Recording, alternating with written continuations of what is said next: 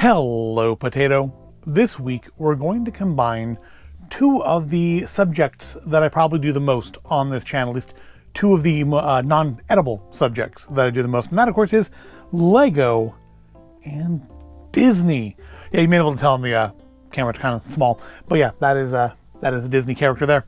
And that is because in the beginning of March 2024, Lego released a kit. I think we need to see more of these kind of classic Disney things done in collector sets, sort of like the Disney Castle has been. The Winnie the Pooh treehouse is a really nice example. And this one I think looks really, really good as well. Weighing in at about 220 bucks, we have Kit 43242, Snow White and the Seven Dwarves. Yep, the Seven Dwarves cottage. At 2,228 pieces, it actually almost perfectly fits the kind of rule of thumb of Lego kits being 10 cents per piece. And you get a lot going on in here. You have the cottage, of course. You have the wishing well. You have the glass coffin, which I think is both really cool and kind of dark for Disney to have included. And you have not one, not three, not five, but all 7 dwarves. You've got Doc, you got Grumpy, you got Happy, you've got Sleepy, you got Bashful, you got Sneezy, and then over here in the back we have Dopey. And no, I didn't remember all their names. They're printed on the top of the box. Also identifying the Evil Queen as Evil Queen in disguise. And you get the Prince. He's not Prince Charming, he's just Prince. He's the minifigure formerly known as Prince. And yeah, so that's a lot of minifigures. That's what, 10 minifigures in a set, which I think may be the most minifigures of any set I've ever had before. Not counting Everyone is Awesome, because I mean, that's not like that kind of a set. That's really a shelf piece. Although like this, it was 18 plus. And yeah, this is an 18 plus set, not because of anything to do with appropriateness, just due to the size and the target audience. This isn't really going to be a play set. This is very much a display set. Now, from the front, you might be excused to thinking this is like a full-on house. And from the front, I very much get like the Hobbit, Bilbo's house vibes, which is one of my favorite all-time Lego sets. I just love the way that set looks. It captures the front of the house, but it's open at the back. It's not really a facade, but it is open at the back. This one is more of a facade, because I don't think it really shows that much from the front, but from the back, yeah, you can see that it's not, it's not super, super deep, at least not in this area, but we do have some depth over here. And it's got the things you need in here. You've got the, can't see because it's faced the wrong way. Is there a picture of it? It has the piano. Oh, this is hinged, isn't it? That's why it looks like that. This is hinged because that's the front there. I didn't realize it was a hinged. So that's interesting. Yeah, because that's at like a 90-degree angle there. But yeah, we have the piano over here. We have the 7 dwarves dining table. We have some beds, not all of them, I don't think. And then lots of little details like all the jewels and stuff from their mine up in the attic, because that's where jewels do you the most good, is not selling them, but hoarding them. And we've even got, and I didn't realize this till right before I started recording, we do have a light up brick in here. Looks like the fireplace is going to light up. I didn't realize it had any light up functions. I was in solely just because it looked like a really good display piece. In fact, I think my wife already has an idea of where to put it. We're also going to get some trees. I think we've seen trees like this in last year's Winter Village set. The Alpine Lodge had some trees that were done on this, but they were like white leaves to make it look more snowy. And then we're also going to have some of these bendy trees. We've been seeing a lot more over the last few years. The Sanderson's Cottage had some of those. The A-frame cabin had some. And they look pretty nice. I mean, I think Winnie the Pooh sort of had kind of some earlier versions of this too. And of course, the really nice thing is you do get a Snow White minifigure and Prince, just Prince. Minifigure, not mini dolls. I accept the mini dolls.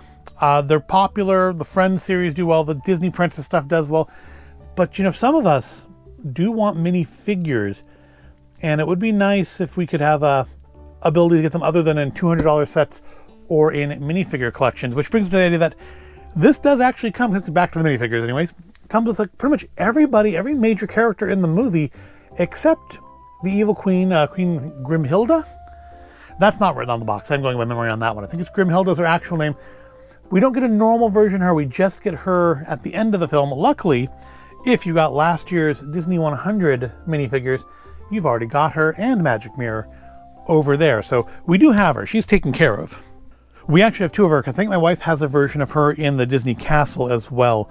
Not a different version, just another of the minifigure collection ones.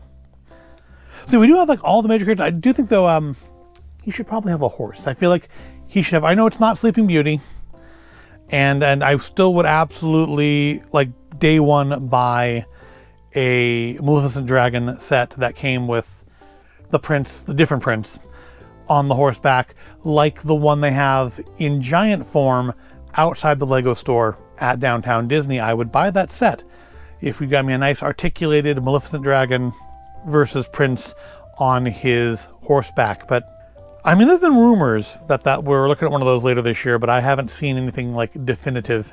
But this is a bigger build, 2,228 pieces. I don't know yet if this is going to be a two-part video or not. This feels like a lot to do in one sitting. You'll know if it's two parts, not if it says like part one or let's start on the title of this video, then you know I've done it as two parts. If it doesn't say part one or let's start, then you know that, I mean, I may still have recorded it in two parts and just done it as one video, or I just barreled through the whole thing at once, but I feel like that's probably unlikely. Let's open her up. So suddenly I went and got her actually on March the 2nd, and they were already out of the Flower Shop promo set. That promo was supposed to run until I believe like March 11th, and they were out on March 2nd. Also, this kit I believe wasn't supposed to actually release till March the 3rd, but I didn't think they'd be waiting till Sunday to release these things. I figured at the very least we'd have like, you know, a early release for... I'm not gonna have all the bags out on the table. I'm gonna put them off to the floor on the side. We'll look at the instructions. I figured they would have like a early release for Insiders, but it seemed like it was just on the shelf. I think the only one they had marked as being an early release for Insiders was the Medieval Village, which I really do like, but I haven't been collecting that series, and I feel like I don't want to start now. It's actually, I'm kind of glad. I mean, I was a little bit gutted to not get my promo kit with my $200 Lego purchase, but on the same point, I now won't feel the need to get the other three in the series. It's like last year's Houses of the World. There's going to be 4 of them, and at $200 a pop, I'm, you know, having not gotten the first one, I will feel no reason to get the others. Oh, well, I was afraid of that. We do have stickers in this one. We didn't have any stickers in the Natural History Museum, but we do have a whole plate of them here. Looks like it's primarily for the dwarves' beds, so there are going to be 7 beds, because there are 7 stickers there. I can't see them in the picture, but they must be there. I think those are maybe the headboards, and then those are, or maybe those are the piano, because that's definitely the ends of the piano there. So we do have some stickers, not a bunch, 7, 10, a dozen, a good even dozen stickers, 12 more than I would like. For $200, it would have been nice to have printed pieces, but you know, we will live. It's a good thick book. There's our QR code if you want to follow along at home. Let's get it so the light actually captures it. There we go. And how many pieces are we looking at here? Or not pieces. Pieces we know, it's 2,228. How many steps are we looking at here? And of course, the last page does not have the step counter. Oh, so they've broken it up into different builds, because obviously this is not a 34 step set. Looks like 14 bags. So maybe do 7 in this video and 7 in part 2, or split them up at least in Doomstill's one video. We do have words. Once upon a time, a princess named Snow White captivated audiences worldwide in the first ever full-length animated Disney movie. Let's try to get it on camera a little more. Not that I think you'll be able to read it, but I'll read it to you. Get ready for a Lego building experience that takes you on a magical journey through Snow White's world. Make a wish at the wishing well. Make yourself at home in the iconic cozy cottage and break the evil queen's spell to give Snow White her happily ever after. It was a magical experience to explore the beautiful details of this movie and capture them in Lego form. Ryan van Verkum, Lego designer. That's presumably Ryan right there. I'm sure there's a lot of pressure for it, but it seems like that'd be a great job just to get to design Lego for a living. Again, I'm sure there's a lot of pressure, and it's probably very disappointing when your design doesn't get used, but still, it seems more satisfying than what the vast majority of us are probably doing. An icon in the making, Walt Disney believed so strongly in his vision of a full-length animated movie and worked tirelessly to bring Snow White and the Seven Dwarfs to the big screen. To recreate lifelike movements and facial expressions, animators used models, dancers, and actors as references. And that's pretty well known. I think that they actually filmed the actors doing the stuff on a stage and then rotoscoped. It's rotoscoping, right? That's what it's called, isn't it? All right, so we start with bag 1. Who do we follow through? We follow Snow White through the booklet this time. Let's get it on screen so you can see it. She is our little progress marker. Of course, I could do this in the Lego Builder app, but I'm not going to. I'm old school. I like my books. They don't run out of batteries. So let's dig in to our adult Legos. Oh, adult fan of Lego. Adults welcome. Whatever you want to call it. The bag 1 is not at the top of the box, so I will have to go through these to find that. That looks like Gaston's body. I know that's a dwarf, but that looks like Gaston's body to me. So I have to go through and find bag number 1, and then we'll get into the fast forward of Snow White and the Seven Dwarves.